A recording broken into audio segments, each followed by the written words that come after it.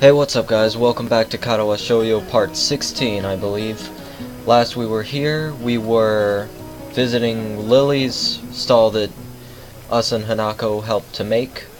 So, let's get started. As a student in front of me takes a bowl of noodles and leaves, I walk up to the counter. The girl behind it seems quite exasperated, and asks me to wait a moment before she disappears underneath the counter. Seizing the moment, I take a quick glance around. Steam seems to be rising from everywhere, as pots and pans simmer away. The most blind of the students are unpacking ingredients while being helped by someone who is probably the teacher of 3-2. It doesn't take long to notice Lily among them, talking with the teacher as she quickly counts out the boxes and packets with her fingers. From her expression and the fact that both she and the teacher seem to be in a state of mild confusion, it appears that there's been some problem in coordination. Before I can stare any longer, the girl behind the counter pops up again, only to look back and ask where the spare change box is. Lily pauses for a moment, before she and the girl switch places at the counter and the teacher quickly walks off somewhere. Sorry about that. We're having a few problems. What would you like? It takes me a second to remember what I'd come here for. My eyes quickly dart to the side to read the menu sitting on the counter. Oh, I guess some miso soup? Ah, is that you, Hisao? Yep. Looks like you're pretty busy. Her face all but confirms it as she drops her waitress facade. Somewhere along the line our order got mixed up. We're trying to fix it now, but it looks like we only have half of what we needed. Wouldn't serving smaller portions cover over the problem? It seems like that's what we'll have to do, though I wish we didn't. The fact that a good half of our class is gone doesn't help either. I glance behind her to see how many people are actually operating the stall. It couldn't be over 8. I take it that's why your teacher left? That's right. She's going to try and round up a few of our classmates to help. Hearing the sound of footsteps behind me, I stealthily glance backwards to see an elderly couple taking a place in the line. I guess I'd better stop loitering around and chatting. Here's the money for the soup. Soup. Oh, right. Coming right up. Lily turns and calls for a bowl of miso soup as I hand over the money for it. Taking the coins in her palm, I can't help but notice how efficiently she counts them out with her long, pale fingers. Eventually satisfied that I've handed over correct change, she puts it into a small metal tray. I know good things you could do with those long, pale fingers, Lily. Yes. You could make me tea. You thought I was going to somewhere dirty? Too bad. That's for later. It isn't long before the soup is made and carefully handed to her, after which she turns and subsequently passes it to me. Thanks. I'll come back to drop off the bowl. Thank you, Hisao. Oh, there is one more thing. Have you seen Hanako? Hanako? No, not today. Why? She gives a small sigh of abject disappointment. It's okay. I was just wondering what she was doing for the festival. You'll come back when you're done, then? Sure, I'll keep an eye out for Hanako, too. Thank you, Hisao. Look at all these gray peasants. They don't deserve to be colored. I walk off from the stall and find a seat, carefully cradling the steaming wooden bowl in both hands. Compared to the dumplings from before, this is quite nice. A little cool compared to what it probably should be, perhaps, but the flavor is enough to cover for that reasonably well. As I drink, I can't help but feel somewhat guilty for not being as involved in the festival as others. It can't really be helped, considering I was dropped into the school only a week ago, but it still weighs heavily on my mind. That and the fact that a few students don't really seem to be enjoying the festival as much as the visitors. Eventually I finish my bowl and leave for the stall to drop it off. Considering that there seems to be no line at all, I take my time walking up. It seems the teacher's mission paid off. There are now over a dozen students helping and much of the unpacking has been done. Despite most of them seeming quite relaxed as they work, Lily still appears to be somewhat stressed. Lily doesn't look impressed at all, and I can't really blame her. On top of her issues with the stall, she seems to be worried about Hanako. I can't really help her with the former, so I guess the only way I can help her is by trying to take her mind off our shy mutual friend. Placing the bowl back on the counter, I call out to Lily. Hey, Lily, don't worry about Hanako. I'll go find her and hang out with her, okay? I can see Lily's relief plainly written across her face. Thanks, Hisao. And if you see anyone from my class, can you tell them to come back here, please? Will do. Have a good one. And make sure you take a break, okay? I will if I can. See you later, Hisao. No, you won't. You can't see me! I'm John Cena. I leave Lily in the stall and head out in search of Hanako. In a way, I feel bad for leaving her with the crowds, but even though she was clearly under pressure, I can't help but think she is enjoying herself. The halls are packed with swaying crowds, meandering throughout the festival. If there's one thing I know about Hanako, it's that she's not going to be anywhere near this. And with the students showing their friends and families their dorms, I doubt she'll be there either. Following blind intuition, I move against the grain of the crowd. Thankfully, this crowd seems to be slightly less festive than your usual festival crowd. I assume this is out of consideration for the student body. As I force my way through the masses, it doesn't take long for them to thin down into nothingness. Fuck that painting. Disgusting. This is not surprising since I am standing before the library. Even the most eager of students don't bother to show anyone this section of the school. As I enter the library, the noise of the festival fades into a dull background noise, and soon I am in a reading area at the rear of the room. Behind one of the partitioned desks, I see the top of a head, with straight, dark hair catching my eye. Hey, Hanako, I had a feeling I'd find you here. Excuse me, I'm gonna take a drink.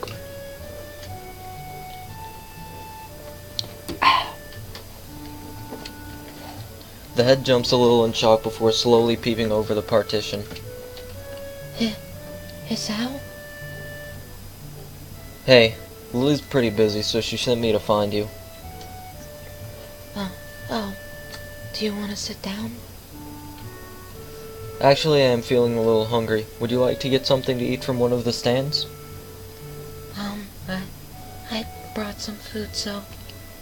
I shouldn't be surprised, but it was worth a try. Expecting her to go outside today was a long shot. Don't worry, Hanako, I completely understand. I wouldn't want to be around all those peasants anyway. How about we eat in the tea room? I passed by it on the way here, and no one was around. Oh, well, I'm Hisao. I'm just gonna help myself to your food. We can make some food there, and it'll be a little more comfortable. What do you say? God damn it, Hisao! You didn't tell me we were making food. I thought we were just gonna eat hers. You asshole. Sure. Let's go. Hanako closes her book and puts it away with deliberate, practiced movements. Good to go? Yeah. We walk side by side from the library to the tea room. As expected, there is barely a soul around. If it weren't for the murmurs through the walls, you wouldn't tell that there was a huge festival going on outside. Hanako carries her bag in both hands and focuses on just the floor ahead of her. Every now and again she seems to break her pace a little and steps in slightly shorter paces. The first time it happened, I gave it no mind, but I soon noticed that she does it on a regular basis. You alright? She stops dead in her tracks. What? I don't know. Looked like you were tripping or something. A pink blush rises into her cheeks as her gaze returns to the floor. It's nothing. You know, when you say nothing like that, people are inspired to ask further questions. Very true. For a second, I don't think she is going to answer. Prepared to leave it be, I almost set off walking again when... It's a game. Game? Do you see the floor here? What a bizarre question. The floor looks like just any floor, covered in those tiles made up from squares of linoleum. Nothing noteworthy. Well, yes, what about it?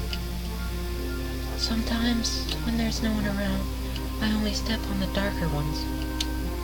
Hanako's voice trails off as her explanation continues, until I can barely hear her voice over the roaring silence of the empty hall. Darker ones? Shuffling her feet, Hanako points the toe of her shoe at the tile that is barely a shade darker than the others. Like these ones. Oh, right. So these ones are no good? I point out a nearby tile. Yeah, something like that. Oh, I see. Do you play this game a lot? Hanako shakes her head. Just when the halls are empty? She nods. Well then, no point in stopping. I'm beginning to get really hungry. I've actually done that little game myself too. She nods again, this time with a little more enthusiasm. Well then, let's go. We set off down the hall, and this time I noticed that Hanako is paying a little less attention to the floor. I wonder, just how lonely does someone have to be to come up with a game like this? Hisao, I am not lonely. It's just interesting to do something while you walk down a hall. But before I realize what I'm doing, I find myself trying to aim each step so it lands on the correct tiles. The noise of the festival is slightly louder inside the tea room, but the breeze coming through the open window makes it worth it. Without thinking, I walk to the windowsill and inhale deeply. I sometimes forget how clean the air here is compared to back home. Would you like some tea? That would be great, thanks. It occurs to me that this is the first time I've been alone with Hanako without her trying to be somewhere else. Turning from the window, I watch as she makes a simple pot of tea and arranges some sandwiches onto a plate. I've seen her do this before a number of times, but this time she seems slightly different. It's like she's calm, berserker. Eventually, she places the small tray on the table and pours 2 cups of tea. The fresh scent of brewed tea mingles with the breeze, and for a second I feel like I'm the only one in the world. I think I know why you like this room now.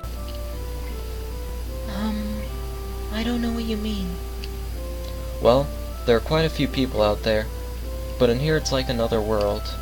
You can pretend that there's no one around for miles. Yeah, you're right. It's like the world has forgotten this room. And because of that, you can forget about the outside. That would be appealing in some cases. As far as I can tell, conventional bullying doesn't exist in this school. But then again, I haven't seen a single person talk to Hanako besides Lily. If you're ignored by the world, a place where you can forget its existence would hold special appeal. That's a good point. It's like this room gives you some kind of complete freedom. Yeah.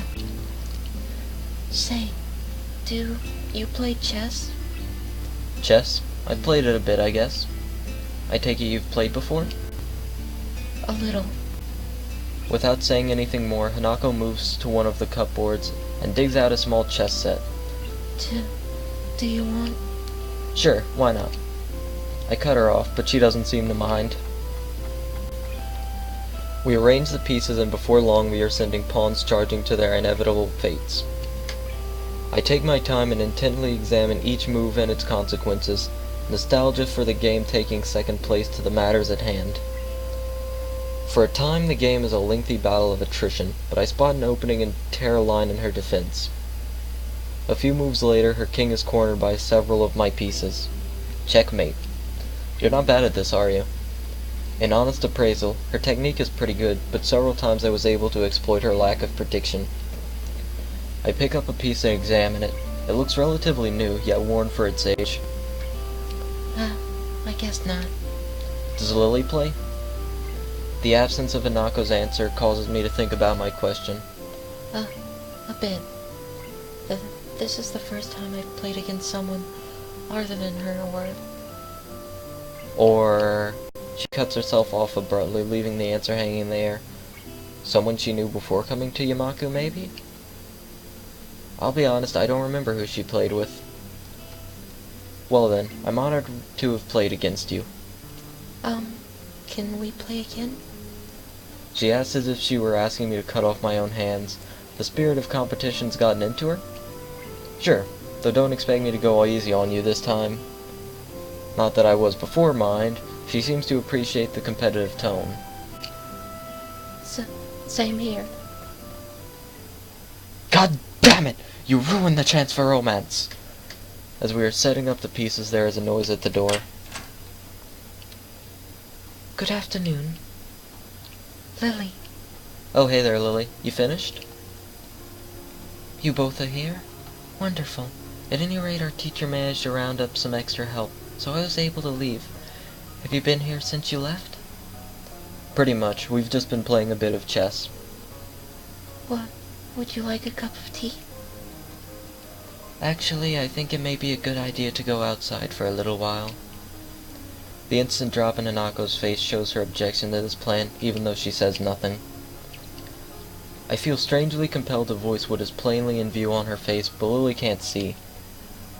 I kinda think we should just stay here. Really? It's so crowded here that I was thinking we should leave the school and head for the local tea house. You mean the Shanghai? Of course. With everyone at the festival, it would be practically empty. Tea house? Oh, that's right. You probably don't know of it. There's a tea house not far from here, which we go to every so often. Sounds like a plan. Hanako, what do you think? Hanako jumps a little at being forced into the conversation, but at least she seems less distraught than before. Yeah, if it's the Shanghai, I think it'll be nice. Well then, it's settled. Let's be on our way. Hanako and I rise from the table and our preempted chess game. Before I can do anything, Hanako has poured the pieces into a small container and placed the board away. Looks like we're ready now. Please lead on. Hanako moves to Lily's side, and we venture onto the school's corridors. The pair leads me through a series of unfamiliar doors, and we emerge on the side of the building opposite of the festival grounds. Insulated by the heavy stone of the building, the noise from the crowds has faded to a murmur. Strange. I thought that most people would be getting to leave by now. They're probably here to view the fireworks. Fireworks? Yes. Apparently the school puts on quite a show. A lot of people come from town just to watch them. Lily's decision to leave the school grounds seems to make sense now. Hanako would probably have a hard time with the whole town descending onto the school, or ascending, as the case may be. For the second time since arriving at Yamaku, I find myself walking down this road with Lily. Only now that I can barely hear the incessant noise of the festival do I realize how loud it was. I can hear my ears ringing slightly in the still evening air as they recover from the day's assault on them. Hanako clings to Lily, but still manages to guide her along the road. That, and avoiding the occasional gate from curious pedestrians, appears to completely sap her constitution. She rarely raises her focus from the ground in front of her, nor does she utter a word. Lily, on the other hand, maintains her prim and proper persona just as she does in school. It's obvious she purposely puts effort into appearance, rather than hiding it as Hanako does. It's striking how different they are in the way of holding themselves outside of Yamaku's ground. That said, it's obvious in both their cases that they do visibly change. Inside Yamaku, everyone is special, which negates the specialness of it. But once we venture outside the school gates, we return to the status of outsider and generic labels. Especially when we are still in school uniform, it's like hanging a sign around your neck, challenging people to figure out what's wrong with you. I'm surprised that so many students keep it on. Then again, with canes and wheelchairs common among the students, I guess it's not really that much of a giveaway. Or maybe I'm the only one that sees this as a stigma? Maybe you get used to it after a time, like any other school uniform. The tea house seems fairly standard from the outside, just an ordinary building with typical signs decorating the entrance. It looks like the type of place you'd walk by without a thought, just another generic cafe in a sea of thousands. If Hanako hadn't steered Lily into the entrance, I would have continued on down the road without ever knowing that it existed. Okay, I'm gonna stop here. Save it real quick. Thank you guys so much for watching. I'll see you later. Peace.